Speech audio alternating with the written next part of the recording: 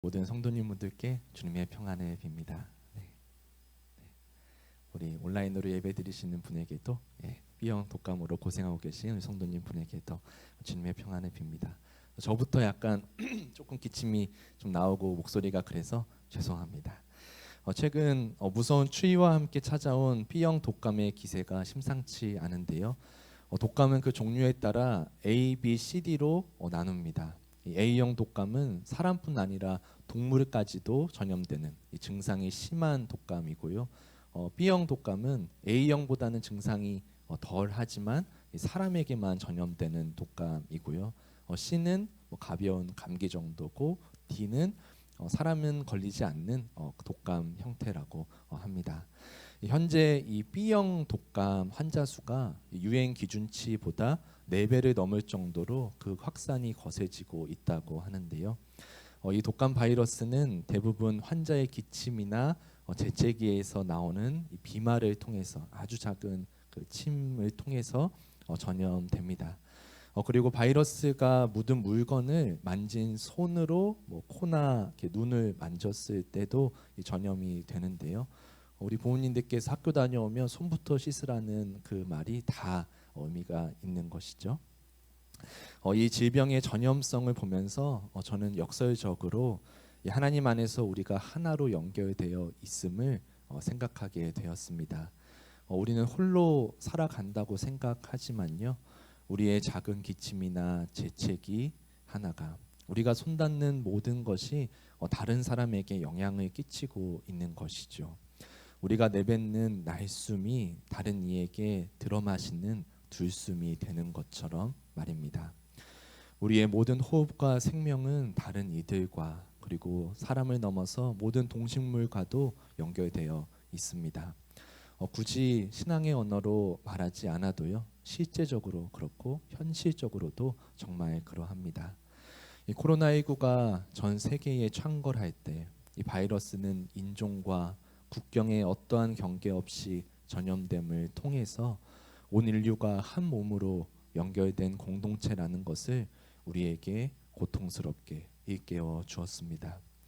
우리가 서로 연결되어 있는 존재라는 걸 기억하며 찢겨지고 깨어진 모든 것 위에 주님의 샬롬이 함께 하시기를 간절히 소원합니다. 아멘. 잠시 기도하겠습니다. 주님, 이제 주님의 말씀을 나누고자 합니다. 주님의 참 복음의 진리를 바르게 잘 전할 수 있도록 잘 들을 수 있도록 성령 하나님께서 이 시간 이 자리 가운데 역사하여 주시옵소서. 예수님의 이름으로 기도드립니다. 아멘.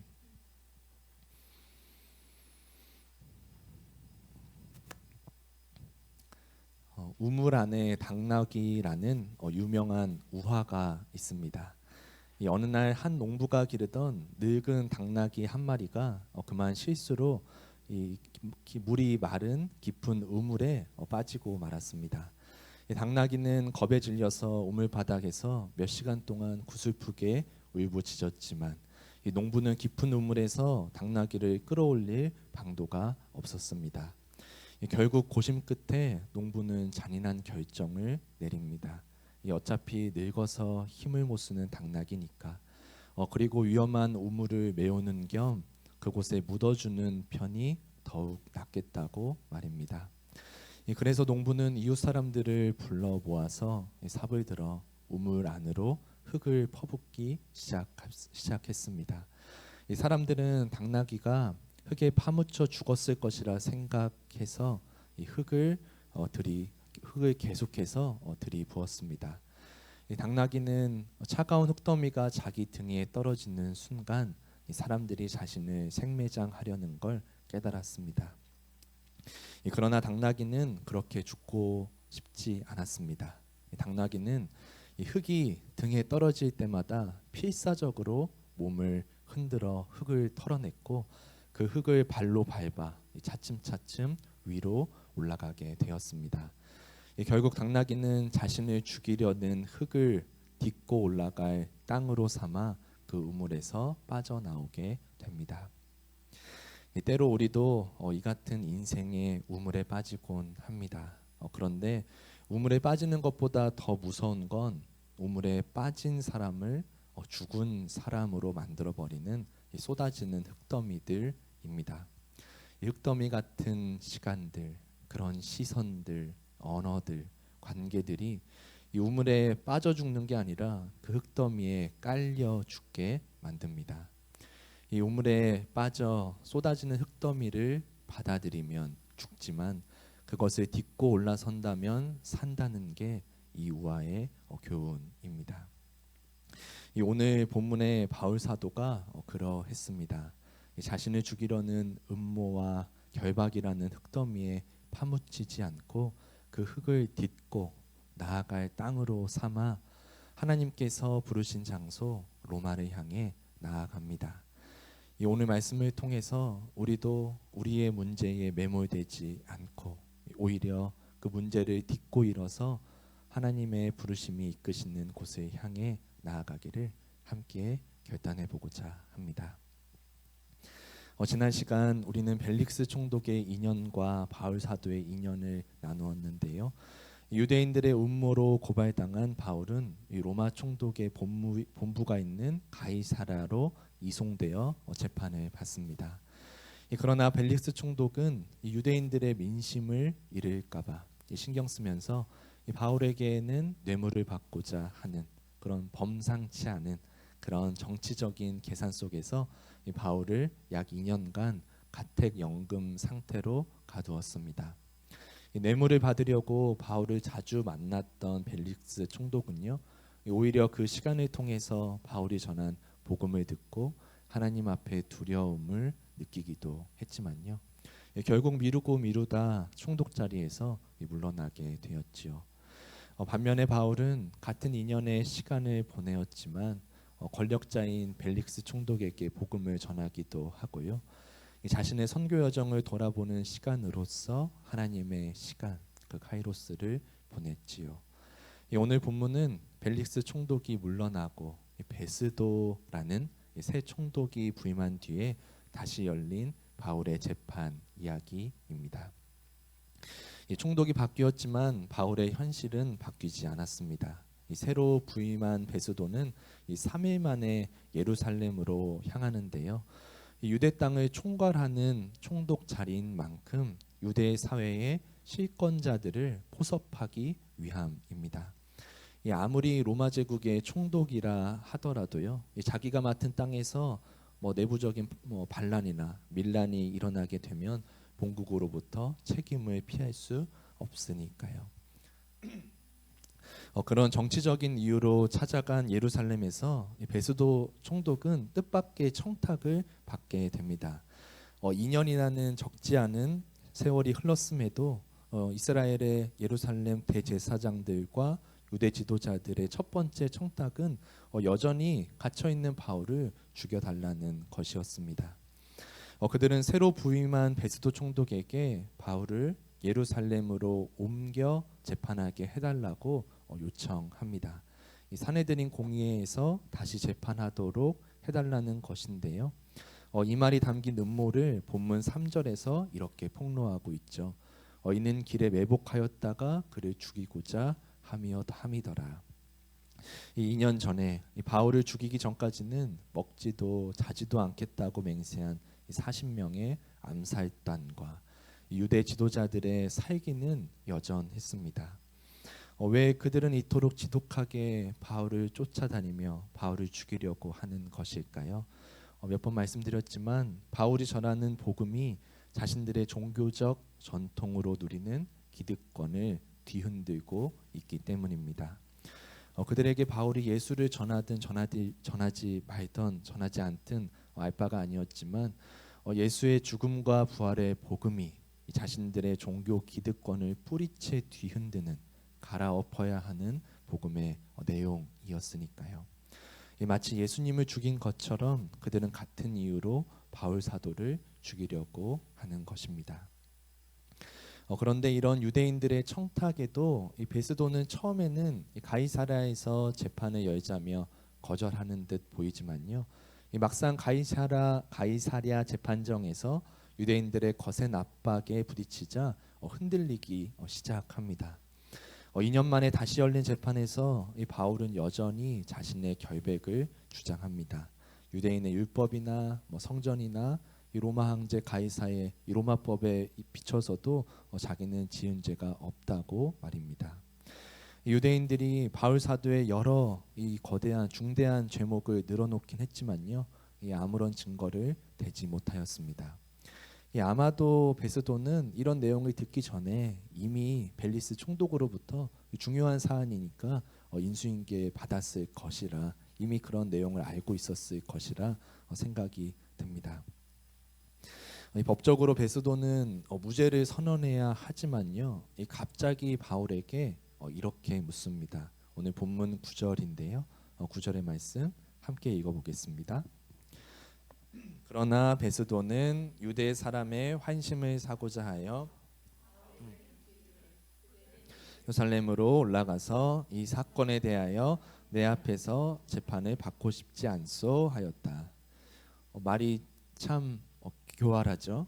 가이사라에서 재판을 이미 받고 있는 와중인데 왜 예루살렘으로 올라가서 재판을 받고 싶지 않니라고 묻는 것일까요? 유대인들이 베스도가 하는 말을 다 지켜보고 있잖아요. 이 베스도는 바울이 무죄라는 걸 알면서도 이 성서에 기록된 대로 그 유대 시권자들의 환심을 사고자 이런 질문을 한 것입니다. 이 재판관으로서 공정함과 이 사건의 진실보다는 자신의 정치적 이득을 우선시하고 있는 것이죠. 이 바울은 이 말을 듣자마자 그 저희를 단번에 알아차렸을 것입니다. 굳이 이 재판 장소를 가이사라에서 예루살렘으로 옮기려는 이유가 무엇이겠습니까? 여기에서 만약에 자기가 그것을 받아들인다면 예루살렘으로 올라가는 그 길에 죽을 수도 있겠구나, 죽겠구나 예감이 들었겠죠. 그래서 바울은 마지막 카드를 꺼냅니다. 바로 로마 시민권자로서 로마 황제에게 상소할 권리를 행사하는 것입니다. 이 당시 로마법에 따르면 이 로마 시민권자는 지방 총독의 판결을 거부하고 로마 황제에게 직접 재판에 청구할 수 있는 권리가 있었습니다. 이를 아펠라티오라고 부르는데요. 이 로마 시민권자인 바울이 이 권리를 요구하는 순간 베스도 총독은 더 이상 바울의 재판 관할권을 행사할 수 없게 됩니다. 나는 로마 황제에게 상소합니다. 이렇게 바울이 선언하는 장면이 아주 결정적이고 드라마틱한 장면인데요. 오늘 본문 12절 후반절에 있습니다. 우리 이 구절 함께 읽어보겠습니다. 그러나 나를 고발하는 이 사람들의 고발 내용에 아무런 근거가 없으면 누구도 나를 그들에게 넘겨줄 수 없습니다. 나는 황제에게 상소합니다. 이 바울의 아펠라티오, 즉 로마 황제에게 상소하겠다는 바울의 선언은 유대인들의 비열한 음모와 이 베스도 총독의 교활한 정치적 술수에 더 이상 시간을 낭비하지 않겠다는 뜻이죠. 그리고 우리는 바울이 왜 이 권리를 사용했는지 더 깊은 이유를 짐작할 수 있습니다. 주님께서 바울에게 주신 그 약속, 내가 예루살렘에서 나를 증언한 것 같이 로마에서도 증언하여야 하리라는 그 약속의 말씀을 이루기 위함입니다. 처음부터 예루살렘 성전에서 유대인들의 음모로 감옥에 갇히는 순간부터 바울이 계획한 것은 아니었을 것입니다. 그러나 가이사라에서 가택연금의 2년을 보내는 동안 벨릭스 총독과 만나고 그에게 복음을 전하면서 어쩌면 이 로마에 가서 재판을 받는 동안 로마 황제에게 그곳에서 복음을 전할 수도 있겠구나 생각이 들었던 것이겠죠. 사도행전 24장에서 25장 한 장 넘어가는 사이에 무려 2년이 지났습니다. 로마를 향한 그의 결단은 하나님의 약속을 붙잡고 하나님의 시간을 살아가는 바울은 그러나 변하지 않았습니다.